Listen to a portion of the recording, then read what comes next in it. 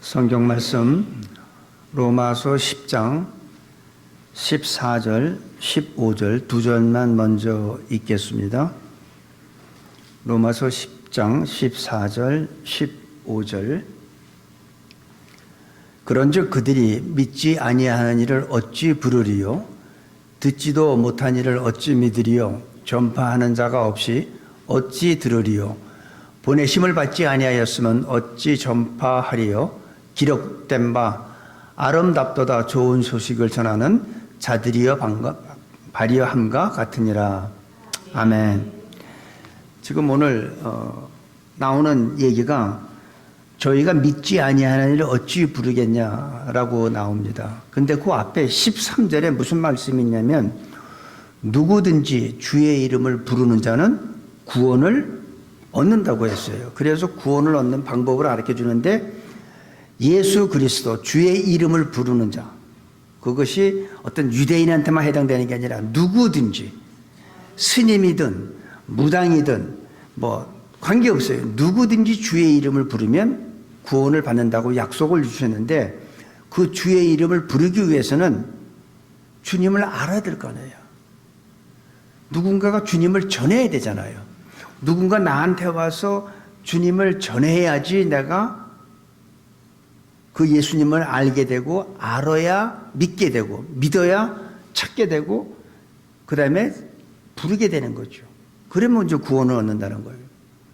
그래서 이 우리의 구원은 내가 노력해서 얻는 게 아니라 하나님께서 주시는 선물이에요. 그냥 받기만 하면 내가 구원받는 겁니다. 이렇게 쉽고 분명한데 왜 아직도 많은 사람들이 구원을 받지 못하고 있을까요? 듣지 못해서. 예수님에 대해서 듣지 못하기 때문에 그들이 믿음이 없고 예수님을 찾지도 않고 예수님을 부를 수가 없는 겁니다. 그래서 누군가는 내가 구원받으려면 누군가 나한테 와서 전해야 돼요. 나한테 전파해 줘요. 누군가 나한테서 말씀을 전하려면 또 누군가는 그 사람을 보내는, 파송해야 된다는 거죠. 그래서 진정한 교회의 가장 중요한 사역은 파송하는 겁니다. 지금도 이 지구상에는 많은 사람들이 이 복음 들고 낯선 이방인 다른 나라에 가서 자기가 사랑하는 가족과 자기 직장을 뒤로 하고 부모 형제를 다 놓고 복음 들고 가죠. 그런 분들을 우리는 선교사라고 얘기를 합니다. 그들이 왜 갈까요? 그들도 그렇게 파송하기 전에 누군가가 나한테 와서 예수님에 대해서 전파했기 때문에 믿음이 그 말씀을 듣고 믿음이 생기고 믿음이 생기니까 예수님을 찾고 부르고 이제는 그 예수님을 증거하게 된 겁니다. 구원은 내가 혼자 산속에 가서 뭐 돌을 닦고 해서 깨닫는 게 아니에요. 그렇게 해서는 구원은 받을 수가 없습니다. 구원은 누군가 하나님의 말씀을 전해줘야 합니다. 그 말씀을 들으면 내가 믿음이 생기는 거죠. 믿음이 생겨야 내가 찾고 부르는 거죠. 그래서 누구든지 주의 이름을 부르는 자는 구원을 얻게 되어 있습니다. 근데 교회를 오래 다니는 분들도 보면 구원에 확신이 없어요. 그래서 오늘 말씀은 가장 기독교에서 아주 기본적이고 기초적인 거예요. 그리고 모르면 절대적으로 안 되는 거예요. 이걸 모르면 내가 교회를 50년을 다녔어도 구원의 확신이 없는 겁니다. 아주 제가 아는 분 한 분이 우리가 이제 부르기는 집사님이라고 부르는데 그분이 어렸을 때부터 주일학교를 다녀서 교회를 떠나본 적이 없어요. 근데 구원의 확신이 없습니다. 죽음에 대한 두려움은 있는데 내가 죽으면 천국 간다는 거 확신이 없어. 왜 없을까요? 오늘 믿음은 들음에서 난다는 이 말씀은 하나님의 말씀을 내가 들어야 믿게 되는 거예요. 근데 여러분, 하나님의 말씀을 아는 것과 믿는 거는 다릅니다. 많은 사람들은 이 착각을 하는 게 뭐냐면 하나님의 말씀을 많이 아는 것을 가지고 자기가 믿음이 있다고 하는데 그건 믿음이 아니에요. 아는 거지. 믿음은 내가 아는 말씀을 지키는 거예요. 쉽게 얘기하면 나야가라 폭포 가보신 분들 아실 거예요. 물이 쏟아지는 게 엄청납니다. 이쪽 끝에서, 폭포 이쪽 끝에서 이쪽 끝에 쇠줄로, 외줄로 하나 묶어놓고 어떤 사람이 자기가 거기를 안전장치 없이 이 밸런스 잡는 이 봉 하나만 잡고 거기를 건너가겠다고 할 때 많은 사람들이 이제 그걸 보기 위해서 사람들이 모이고 또 현지에 있는 어떤 TV 방송에서는 중계까지 합니다. 그분이 이쪽에서 이쪽으로 건너가기 전에 밑에서 구경하는 사람들한테 물어봅니다. 여러분은 내가 무사히 건너갈 거로 믿습니까? 그러니까 사람들이 막 환호성을 지르고 믿는다고. 세상에서 다른 사람은 다 못해도 당신만은 할 수 있다고 그랬어요. 무사히 건너왔어요. 그 다음에 이쪽에 와서 끝나는 게 아니라 내 어깨에다가 의자를 여기다 얹혀놓고 내가 다시 이쪽으로 건너간다는 걸 건너가겠다 그러면서 여러분 그 믿냐고 그러니까 또 사람들이 막 환호성을 지르는 거죠. 그래서 또 무사히 이쪽으로 왔습니다. 그 다음에 이 사람이 끝나면 좋은데 이제는 이 의자 위에 내가 사람을 하나 앉히고 다시 건너갈 수 있다고 여러분 믿습니까? 하니까 어떤 사람이 그냥 난리가 났어요. 당신은 할 수 있다고. 그래서 이 사람이 그러면 당신이 와서 의자 위에 앉으라고 했어요. 그렇게 열렬하게 당신은 할 수 있다고 믿는다고 하면서 그렇게 열렬하게 환호하는 사람 보고 와서 앉으라니까 그 사람이 못 앉아요. 난 내일 중요한 약속이 있다고. 그 다음에 두 번째로 열렬하게 막 환호하던 사람한테 그럼 당신이 와서 앉으라니까 그 사람도 못 앉아요. 자기 처자식이 아직도 어리다고. 그 얘기는 못 가요. 말로는 믿는다면서 거기에 앉지 못하는 거예요. 이 사람이 실수하면 자기도 같이 죽으니까. 그건 믿음이 아니라는 거죠. 근데 한 아이가, 어린아이가 손을 딱 들더니 내가 앉겠다고 그래요. 그래서 그 어린아이가 가서 앉았습니다. 이 사람이 무사히 지나갔죠. 그러면 누가 믿음이 있는 사람일까요? 어린아이입니까? 아니면 열렬하게 환호했던 사람일까요? 믿음은 바로 그거예요. 내가 모든 걸 다 맡기는 거예요. 심지어 내 목숨까지도. 근데 많은 사람들은 자기가 아는 것 가지고 믿음이라고 하는데 진짜 믿음은 말씀에 순종하는 게 믿음입니다. 그래서 성경에서는 항상 하나님의 말씀에 순종하면 기적이 일어났어요. 여리고성 7바퀴 돌 때까지 그들이 한 게 뭐 있습니까? 벽에다가 도끼질 하는 거 없어요. 그냥 말씀대로 그냥 걸은 거예요. 여리고성을 도운 거예요. 그런데 말씀대로 완전히 순종하고 7바퀴 돌았을 때 무너졌다는 거죠. 이게 믿음인 거예요. 제가 여호수아의 입장이었으면 나는 얼마나 이게 힘들었을까. 뒤에 따라오는 사람들은 얼마나 뒤에서 말이 많아요. 야, 여호수아 지금 6바퀴 돌았는데 흔들리지도 않아. 금도 안 가. 너 하나님 말씀 제대로 들은 거 맞아? 여호수아는 얼마나, 이 리더는요, 하나님의 말씀은 들었는데 순종하는데 이게 조금 흔들리고 금이라도 가면 확신이 있는데 6바퀴 반 돌 때까지 아무렇지도 않아요. 얼마나 여호수아가 힘들었을까.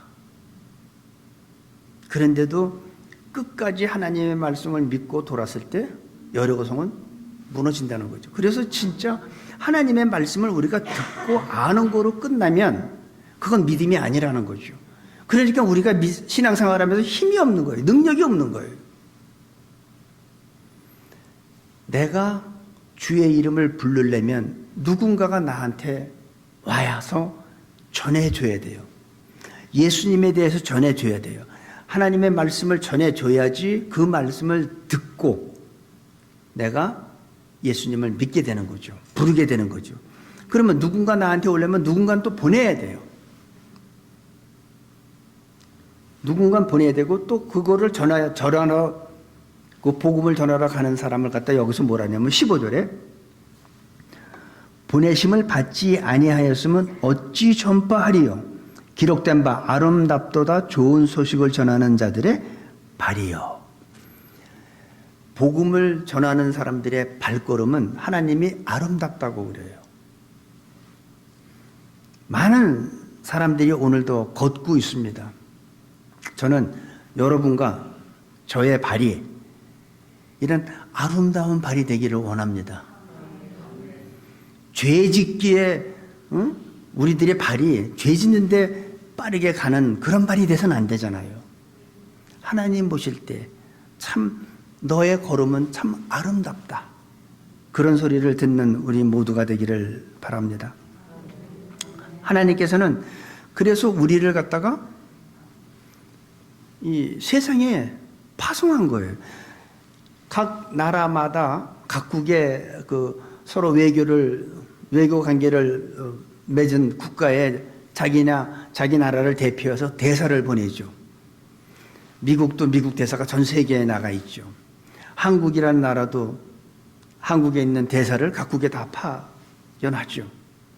마찬가지예요. 하나님은 저와 여러분을 이 세상에 그리스도의 대사로 보낸 거예요. 뭐를 위해서? 우리 나라를 위해서, 우리 아버지 나라를 위해서, 하나님 나라를 위해서 우리는 다 파송받은 자예요. 그래서 고린도 후서 5장 20절에 그리스도를 대신해서 하나님께서 우리를 사신으로 보냈다고 그래요. 그래서 여러분과 저는 그리스도의 대사예요.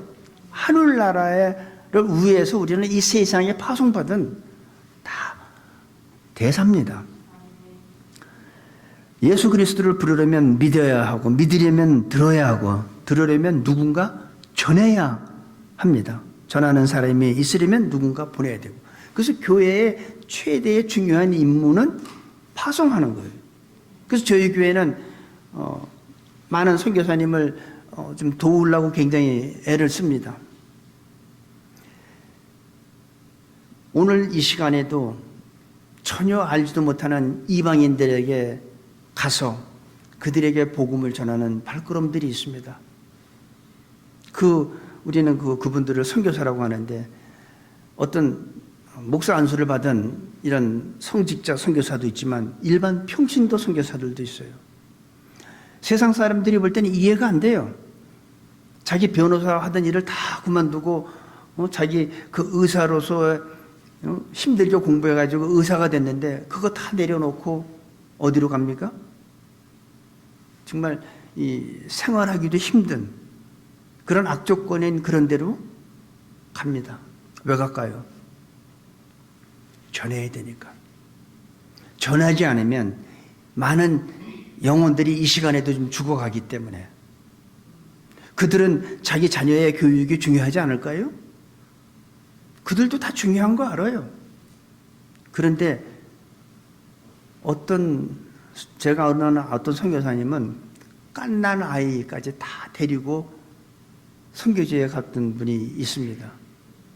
그 선교사님도 그 자녀를 사랑하죠. 어떻게든지 좋은 미국에서 교육시키고 하고 싶은데 그거를 포기하고 선교지에 간 그 부모의 심정은 그 사람도 자기 자녀들을 훌륭한 환경 속에서 교육시키고 싶지만 그거를 마다하고 선교지로 갔던 그 모습을 보면 우리가 모르는, 우리가 보지 못한, 우리가 느끼지 못하고 보지 못한 것을 그분은 봤기 때문에, 뭐가 중요한지 알기 때문에, 뭐가 하나님의 축복인지 알기 때문에 이 세상이 여기에서 좋은 환경 속에서 얼마든지 살 수 있고 교육시킬 수 있지만 그거를 포기하고 갔던 분이 있어요. 근데 그분은 갔다 와가지고 하나님께서 많은 축복을 주신 거로 제가 알고 있습니다.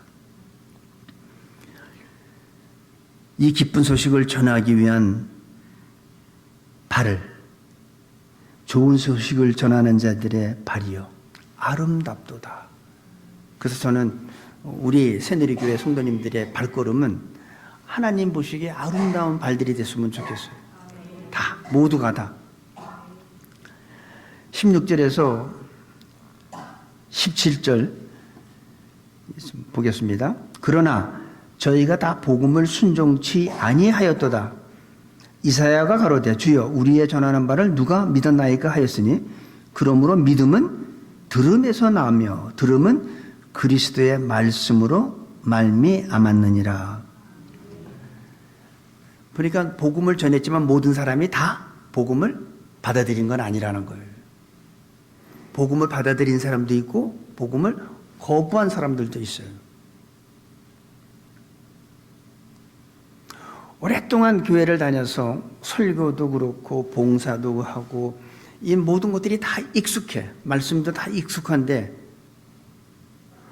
왜 구원의 확신이 없을까요? 왜 살아가는데 쉽게 얘기하면 이 세상에 중요한 일이 있고 주님한테 예배드리고 주님의 말씀을 듣는 중요한 일이 있어. 여러분은 어느 거를 선택하실래요? 딱 하나만 선택해야 된다면. 애들한테 아빠가 좋으니 엄마가 좋으니 이거 묻는 거 아니에요? 세상에서 중요한 일이 있고 하나님 앞에 내가 드려야 될 예배가 있는데 어느 게 더 중요할까요? 여기에서 나오는 거예요. 내가 우선순위를 이쪽에 두면 이게 나한테 중요한 거고 이쪽에 두면 이게 나한테 중요한 거예요. 교회에는 많은 사람들이 출석을 합니다. 교회 출석과 믿음은 전 다르다고 봐요. 진짜 믿는 자는 나의 모든 것을 다 맡기는 거예요. 어린아이가 그 무서운 나이아가라 폭포 위에서 그 외줄 하나밖에 없고 그 사람 어깨에 놓인 의자 위에 앉는다는 거는요, 아무나 쉽게 하는 거 아닙니다. 그게 믿음이라는 거예요. 알면 뭐 합니까? 거기 안 앉으면 그 믿음이 없는 거지. 아는 거지. 그래서 저는 진짜 믿으면 내 삶 속에 적용해야 돼요. 그래서 야고보서 2장 20절에 행함이 없는 믿음은 죽은 믿음이다. 그건 믿음이 아니다. 그건 죽은 거라는 거예요. 그래서 진짜 믿음 뭐예요? 내가 죽음까지도 다 맡기는 거. 그게 믿음이에요. 나는 지금 이해가 안 돼. 왜 하나님께서 이렇게 하라는지 난 이해가 안 돼. 그러함에도 불구하고 순종하는 게 믿음이라는 거예요. 근데 우리들은 어떻게 해요? 하나님이 이렇게 하라고 그러면 하나님 지금 내 말이 그 뜻이 아닌데 하나님 지금 이해를 못했는데 그게 아니라는 거죠. 무조건 제가 가끔 얘기하지만 우리 사도행전 8장에 보면 빌립주사라는 사람이 나오는데 그 사람이 사마리아 지역에서 많은 영혼들을 복음을 전해서 예수님을 믿게 합니다. 그런데 갑자기 하나님 성령께서 그 빌립주사한테 나타나서 지금 복음을 막 전하는데 그거를 잠시 멈추고 사람이 없는 광야로 가라고 할 때 우리는 어떻게 해요? 광야에 누가 있다고 하면 여기서 매일 하루에 몇백 명씩 지금 몇천 명씩 지금 예수님 믿는데 어떻게 이걸 놔두고 광야로 가라고 합니까? 하나님 뭐가 지금 잘못하신 것 같다고. 안 그랬어요. 순종했어요. 순종했기 때문에 빌립 집사는 이디오피아 여왕의 국고를 맡은 내시를 만나게 된 겁니다. 그렇죠? 우리는 성경을 통해서 너무 잘 알잖아요. 만약에 빌립이 내가 한 번 더 기도해 보겠습니다. 내일 아침에 가겠습니다. 그럼 못 만났어요. 하나님이 주신 거는 정확히 그 빌립 집사의 걸음 속도와 이디오피아 내시의 마차 속도가 다 계산해가지고 딱 만나게 한 거예요. 그러니까 우리는 이해가 안 돼도 그냥 무조건 순종하면 하나님이 예비한, 하나님이 준비한 것을 만나게 돼요. 근데 우리는 내 생각으로 내 계획대로 하면 만나져요? 안 만나죠. 하나님은 정확하신 분이에요. 조금 더 빠르지도 않고 늦지도 않고 정확하신 분이에요. 그래서 우리가 할 거는 순종밖에 없습니다. 가라면 가고 쓰라면 쓰고 올라가라면 올라가고 내려오라면 내려오고 그러면 하나님의 일이 이루어지는 거예요. 모든 사람이 복음을 순종한 건 아니었는데 어떤 사람은 순종하고 어떤 사람은 순종치 아니했는데 그 순종치 아니한 사람들이 바로 이스라엘 사람들이에요. 이스라엘 사람들. 왜 그들은 복음을 거부했을까요? 믿음은 들음에서 나고 들음은 그리스도의 말씀. 그래서 말씀이 참 중요한 거예요. 우리가 6월 첫 주부터 이제 우리가 믿는 하나님에 대해서 우리가 성경 공부를 할 텐데 왜 성경 공부를 해야 하냐면 기초가 튼튼해야 돼. 내가 믿는 하나님이 누군지 분명히 알아야 돼. 예수님에 대해서 분명히 알아야 돼. 성령님에 대해서 알아야 돼. 그걸 알고 내가 신앙생활을 해야지. 기초가 부진한데 그 위에 건물을 지으면 뭐합니까?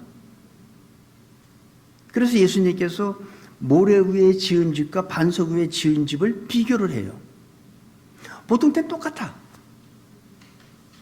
근데 바람이 불고 비가 오고 창수가 나니까 반석 위에 지은 집은 견고하게 있는데 모래 위에 지은 집은 어떻게 돼요? 무너져요.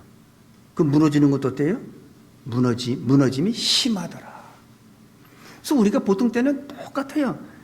기초 있이 신앙생활하는 사람이나 기초 없이 신앙생활하는 사람 똑같아. 그런데 우리한테 환경이 어려워지는 환경이 오고 힘든 일이 벌어지고 그럴 때는 어떻게 돼요? 반석 위에 우리의 영적인 집을 지은 사람은 주신 것도 하나님이시고 취하시는 이도 하나님이시니 이렇든 저렇든 하나님만 영광 받으시면 된다 하는 사람이 있고 어떤 사람은 하나님 이건 아니죠. 내가 교회를 몇 개를 개척을 했고 내가 얼마나 많은 사람을 복음 전해서 그 사람 예수님 믿게 했는데 이건 나한테 이러는 건 아니죠. 하나님 지금 큰 실수하시는 것 같아요. 이런 사람들이 있잖아요. 왜 납니까? 수많은 사람 중에서 왜 하필 납니까 하나님? 하는 사람이 있죠. 그런 사람들이 어떻게 영적인 그 사람의 신앙의 집이 무너짐이 심한 거예요. 그래서 지난번에도 말씀드렸지만 하나님 왜 납니까가 아니라 하나님 나를 택해 주셔서 감사합니다. 나이기 때문에 감사합니다. 그런 고백해야죠. 왜 납니까가 아니라 나이기 때문에 감사합니다. 내가 도대체 뭐길래 나를 택하셔서 찬양하게 하시고 설교하게 하시고 기도하게 하시고 내가 뭐길래 그게 얼마나 감사해요. 그리고 그게 뭐의 차이예요? 기초가 없이 신앙생활하는 것과 기초가 있이 신앙생활하는 것의 차이입니다. 그래서 그런 사람은 어떤 환경이 와도 흔들림이 없어요. 하나님을 원망하지 않아요. 그러함에도 불구하고 하나님 감사합니다. 그게 진짜 믿는 사람이죠.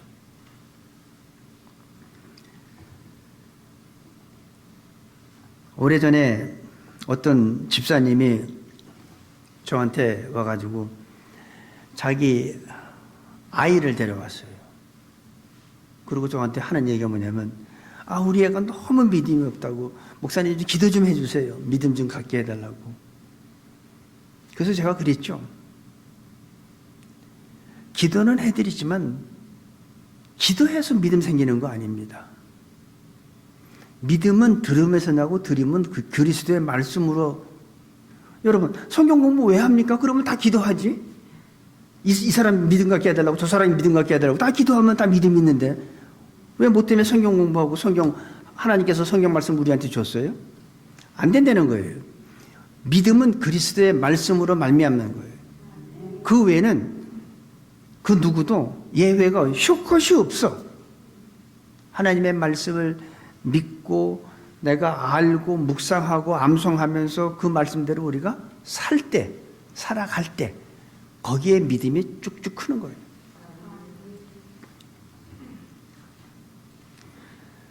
정말 믿음을 갖는 것을 원한다면 오늘 말씀을 듣고 삶 속에 행할 수 있게 되기를 바랍니다.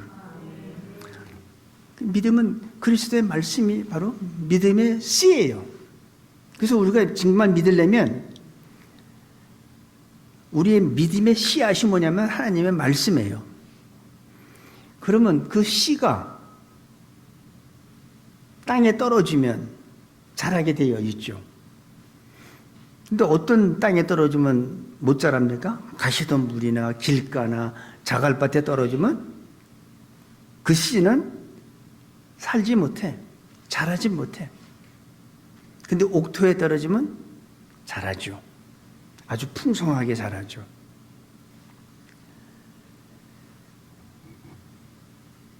교회도 열심히 나오고 11조도 하고 봉사도 하고 또 금식 기도도 하는데 왜 믿음이 자라지 않을까요? 그 이유가 뭘까요? 저는 씨가 없기 때문에 그래요. 씨가 없으면 자랄 수가 없어요. 하나님의 말씀을 어떤 사람은 찬양 다 하고 설교하면 나가는 사람이 있어. 설교할 때. 왜 나가는지 아세요? 뭐 급한 일이 생긴 거야. 아까 교회 올 때 뭐를 깜빡 잊고 아이한테서 뭘 사와야 되는데 깜빡 잊었어. 그러니까 설교하는 시간에 잠깐 가서 사오려고. 왜 예배 끝나고 나면 친교해야 되는데 그거. 여러분 그것보다 말씀이 더 중요한 거예요. 어떤 사람은 설교하는데 막 그냥 뒤에서 보기 흉할 정도로 흔들면서 잠자는 사람이 있어요. 근데 설교 끝나면 잠이 다 깨요. 그런 분들이 아무리 교회에 오래 다니면 뭐합니까? 씨가 들어가질 않는데 씨가 들어가야 뭐가 자라든지 말든지 하죠. 하나님의 씨는요, 능력이 있는 거예요. 젊은 사람들은 아직 모르겠지만 결혼하신 분들은 알잖아요. 남편의 씨가 아내의 몸에 들어가니까 어떻게 돼요? 생명이 잉태되죠. 그리고 배도 부풀어 오르고 10살 되면 출산하죠. 사람의 씨가 들어가도 이런 자라고 성장하고 출산까지 하는데 새 생명이 태어나는데 하나님의 씨가 나한테 들어왔는데 아무런 변화가 없다? 그건 씨가 안 들어간 거예요. 씨가 없는 거예요. 나는 씨가 있다고 착각하는 거지. 그 상상이 임신한 거하고 똑같은 거예요. 없습니다. 씨가 있으면 반드시, 씨가 없기 때문에 저는 그런 변화가 없다고 생각합니다. 교회에는 나오는데 말씀을 들을 때 절대 어떤 오래전에 그 남편분이, 그런 분들은 예외입니다. 어떤 분이냐면 남편분이 전혀 교회를 안 다니고 예수님을 안 믿어요. 그래서 이렇게 상담을 하고 해서 남편분하고 아내 여자 집사님하고 같이 남편이 와서 예배를 드리는데 이 설교가 재미있는 거 아니잖아요. 그러니까 남편분이 계속 조는 거지. 근데 아내분은 자꾸 졸지 말라고 뭐 옆구리 치고 뭐 하는데, 왜냐하면 이제 창피하다 이거지. 자기 남편이 조는 게. 그래서 놔두라고 그랬어요. 교회에 와서 조는 게 그나마도 낫다. 그런 분은 예외. 그런 분은 마귀가요, 그 사람의 마음의 문을 닫아서 복음의 씨가 들어가지 못하게 하기 때문에 그 영적인 문제예요, 그거는. 우리가 교회에 앉아 있을 때 잡생각하는 건 내가 잡생각하고 싶어서 잡생각하는 거 아니에요. 악한 마귀가 고린도 후서 4장 4절에 보면 이 세상 신이 믿지 아니하는 자들의 마음을 혼미케 하여 복음의 광채가 비치지 못하게 한다고 그랬어요. 그러니까 안 비치는 거예요. 근데 그 마귀가 하는 짓은 예수 그리스도의 복음만 막아요. 다른 건 하나도 안 막아요. 오늘 아침에 페어팩스 카운티에서 남편이 아내를 총으로 쏴 죽이고 자기가 자살했다고 그러더라고. 믿죠? 내가 만들어낸 얘기예요. 근데 사람들은 그걸 믿어. 왜? 마귀는요, 그런 건 다 믿게 해요. 예수 그리스도의 복음만 못 믿게 해. 그래서 세상에서 그런 얘기를 하면 자기가 믿는 게 아니라 또 아는 사람한테 전해. 오늘 그런 일이 있었대, 페어팩스 카운티에서. 전도까지 해, 또 그걸. 왜 그럴까요? 그건 마귀가 막지 않기 때문에 그래요. 마귀는 다른 건 다 놔둬도 예수 그리스도의 복음은 철저하게 막습니다. 그러니까 전도하는 게 이렇게 힘든 거예요. 1960년대에 케네디 대통령이 암살당했을 때요. 그때는 인터넷이 지금같이 없을 때예요. 근데 케네디가 암살당했다는 것이 전 세계에 퍼지는데 딱 2시간 걸렸대요. 2000년 전에 예수 그리스도가 십자가에서 우리의 죄를 위해서 돌아가시고 부활한 사건은요, 2000년이 넘었어도 아직도 다 전 세계에 퍼지질 못해. 왜 그럴까요? 막기 때문에. 누가? 마귀가. 그래서 복음 전하는 게 이게 쉬운 게 아닙니다. 그렇기 때문에 우리는 기초적인 거지만 이 기초적인 거를 우리가 확실히 알고 내가 누구를 믿는지 왜 믿어야 되는지를 확실히 알고 신앙생활을 할 수 있을 때 우리는 이 세상에 살면서 어떤 환경과 어떤 어려움이 와도 흔들림이 없게 됩니다. 그래서 6월달 첫 주부터 하니까 맥시멈 8명, 6명에서 8명. 그러니까 여러분들 선착순입니다. 그 다음에 믿음이 생기는 두 번째 조건은 좋은 땅입니다. 우리가 이 잔디를 막 잡초가 심하고 크로버가 막 많고 그렇게 되면요, 그거 다 걷어내야 돼요. 걷어내야 되고 그 다음에 그 속에 돌멩이 다 골라야 돼요. 밑에 자갈 많고 뭐 돌멩이 있고 그러면 안 돼요. 고추도 안 되고 상추도 안 되고 다 안 돼. 그거 다 걷어내야 돼. 그러니까 두 번째 조건은 우리 마음에 옥토가 돼야 돼요. 내 마음밭에 지금 거친 자갈 같은 게 있다면 곡괭이하고 삽으로 다 뒤엎어야 돼요. 엎어서 다 골라내야 돼. 자갈 같은 것들. 말씀이 잘 자라도록 내 마음을 옥토로 만들고 순종하면 됩니다. 물론 햇빛도 잘 내려쬐야 되고 비도 적당히 와야 되고 땅도 흙이 좋아야 되겠지만 아무리 그래도 씨가 없으면 나오는 게 없다는 거예요. 씨가 있어야 된다는 거죠. 그래서 우리의 마음도 옥토로 바꿀 수 있게 되기를 바랍니다. 그러니까 성경을 읽지 않는 사람, 성경을 공부하지 않는 사람, 말씀 듣지 않는 사람, 이런 사람들은 어떤 방법을 해도 믿음이 생기지 않는다는 거예요. 그렇죠? 무슨 재주로 믿음이 생기겠습니까? 성경도 안 읽고 성경 공부도 안 하고 그냥 주일날 한번 와서 이렇게 목사 설교 잠깐 듣고, 이거는 성경 공부가 아니에요. 여러분들한테 하나님의 말씀에 이런 건 하지 말란다, 이렇게 살아야 된다 한다, 그거 전하는 거죠.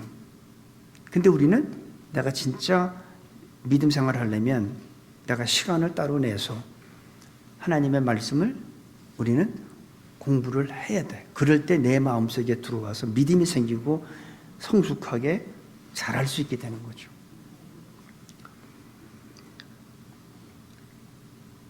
오랫동안 교회 다닌 분들은 예배, 설교, 성경에 대해서도 익숙하지만 변화 받지 못한 사람들이 있습니다. 근데 그건 본인이 제일 잘 알아요. 남이 얘기하지 않아도 다 알아. 가만히 보니까 내 얘기 같아. 내가 예배도 난 잘 알지. 교회 어떤 조직도 난 너무 잘 알지. 다 아는데 10년 전이나 15년 전이나 지금이나 왜 난 똑같지? 왜 안 변하지 나는? 씨가 없어서 그래요. 만일 마음의 땅에 굳어 있으면 뒤집어야 됩니다. 바꿔야 됩니다. 그리고 제가 한 가지 부탁드리는데, 어떤 분하고 얘기하다 보면, 목사님, 나도 옛날에요, 다 성령 체험했고요, 다 해봤어요. 제가 안타까운 게, 예전에 받은 은혜 가지고 지금 현재 영적으로 아주 궁핍하게 살지 마시기 바랍니다. 예전에 내가 번 돈 가지고 얼마나 내가 살아갈 수 있어요? 그거 다 금방 떨어져요. 그래서 성경은 성령 충만을 계속 하라는 거예요. 옛날에 성령 충만한 거 말고 앞으로 성령 충만할 거 말고 지금 이 시간 성령 충만하라는 거예요. 그래서 성령 충만은 현재 진행이에요. 계속 매일 성령 충만하라는 거죠. 예전에 받은 은혜 가지고 이렇게 영적으로 빈궁한 삶 살지 마시기 바랍니다. 오늘 우리 마음 안에 믿음의 씨가 새로 심겨지기를 바랍니다. 제일 중요한 게 뭐냐면 다른 사람의 허물, 우리는 다른 사람의 허물을 잘 봐요. 근데 자기의 허물은 너무 관대해. 그런 사람의 특징이 뭐냐면 변명이 많아. 내가 이래서 그랬어. 남 비판하는 사람의 특징이 뭐냐면 변명과 핑계가 많습니다. 근데 자기 허물을 보는 사람들은요, 다른 사람의 허물을 안 봐요. 자기 허물을 보는 사람. 그래서 예수님께서 뭐라고 그랬어요? 남의 눈에 티를 보지 말고 네 눈에 들보라고 그랬어요. 티는 보이지도 않아. 근데 들보는 엄청나잖아요. 뭐. 대부분 사람들이, 난 한국의 정치인들을 보면 자꾸 그 생각이 나요. 다른 사람의 그 허물, 다른 사람의 작은 어떤 실수를 가지고 용납하지 않고 그냥 비판하고 정죄하고, 그리고 자기한테 무슨 일 생기면 참 변명하는 거 보고 핑계대는 거 보면 참 대부분 다 그런 것 같아요. 자기의 허물을 보지 못하는 사람이 남을 비판하고 변명하고 핑계를 댑니다. 이 이스라엘 사람들은 자기의 허물을 보는 눈이 없었어요. 그래서 복음을 거부하게 됐습니다. 21절에 보니까 이런 말이 있습니다. 이스라엘을 대하여 가라사대 순종치 아니하고 거스려 말하는 백성에게 내가 종일 내 손을 벌렸노라 하셨느니라. 그들은 복음을 거부했기 때문에 남의 허물을, 자기의 허물은 보지 못하고 남의 허물만 봤기 때문에 메시아이신 예수님을 십자가에서 못 박아 죽였습니다. 그런데도 하나님께서는 오늘도 두 팔을 벌리면서 종일 돌아오기를 기다리는 분이 바로 하나님이에요. 제가 옛날 찬송가 어서 돌아오라는 찬송을 참 좋아합니다. 저는 그 찬송을 부르다가 성령 체험을 했어요. 어서 돌아오. 주님은 이 시간에도 두 팔을 벌리고 다시 돌아오라는 거예요. 내게로 다시 돌아오라는 거예요.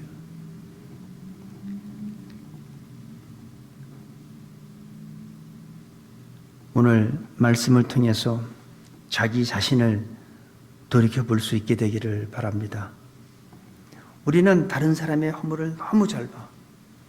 세우기가 동우의 실수를 잘 보면 자기의 허물도 잘 봐야 되는데, 세우기는 그럴 것 같아. 동우도 그럴 것 같고. 상대방의 허물을 보는 게 아니라 아이 내가 잘못했지. 자기의 허물을 보는 사람은요, 하나님께서 두 팔 벌리고 있는 모습을 볼 수 있게 된다고 저는 믿습니다. 남의 허물을 보지 말고 나의 허물을 보시기 바랍니다. 그런 사람들은 성령께서 나의 영안을 통해서 주님께서 두 팔 벌리고 있는 모습을 영적인 눈을 통해서 하나님께서 보여줄 줄로 저는 믿습니다. 그러는 우리 모두가 돼야죠. 그래야지 우리 교회가 예수님을 모르는 사람들한테 파송도 하고 가서 전할 수 있도록 하고, 그래서 우리 새내리교회 성도님들은 한 분도 빠짐없이 아름다운 발이라는 그런 소리를 들어야 되지 않겠습니까? 우리 잠시 눈을 감겠습니다. 혹시 여러분들 중에 예수님은 오래 믿었지만 하나님의 말씀과 예수님께 순종하지 못하신 분들이 있을 수도 있습니다. 만약에 그런 분이 계시다면 두 손을 벌리시고 하루 종일 기다리시는 하나님을 생각하시기 바랍니다. 그분께로 다시 돌아가야 합니다. 남의 허물을 보시지 않고 자기 허물을 보기 시작하십시오. 그럴 때 손을 벌리시고 기다리시는 하나님 아버지가 보일 것입니다. 아버지 하나님, 말씀은 들음에서 나고 들음은 그리스도의 말씀으로 말미암는다는 말씀을 오늘 성경을 통해서 들었습니다. 말씀을 듣고 말씀을 알고도 강팍하고 불순종하는 그 이스라엘 사람들 때문에 사도 바울은 눈물을 흘렸고 그 마음은 고통스러웠습니다. 오늘 강팍한 우리들의 마음과 불순종하는 나의 마음을 성령께서 녹여주시고 우리의 영혼을 회복시켜 주옵소서. 예수님의 이름으로 기도합니다. 아멘.